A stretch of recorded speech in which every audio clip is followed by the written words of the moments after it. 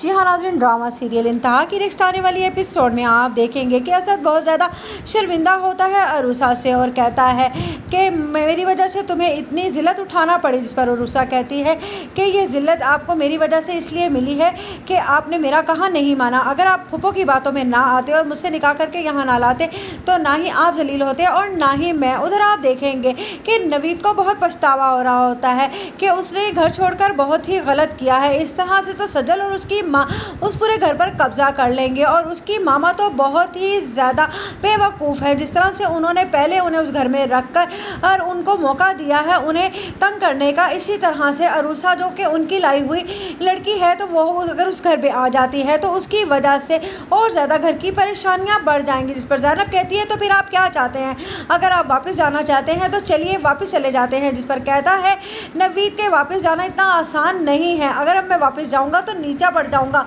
इसीलिए मैं चाहता हूँ कि किसी तरह से भी हो असद मुझे आकर मना कर लेकर जाए। लेकिन अचानक से जब अस्मा की तबीयत ज़्यादा ख़राब हो जाएगी तो नवीद को वापस जाना पड़ ही जाएगा, क्योंकि अस्मा के जुड़े हुए हाथ देखकर तो नवीद पिघल ही जाएगा। उधर आप देखेंगे कि अनम से कहती है उसकी सास के क्या हो गया है, तुम बहुत ज़्यादा परेशान लग रही हो। परेशान तो फहद को होना चाहिए क्योंकि उसके दोस्त के यहाँ कोई मसला है।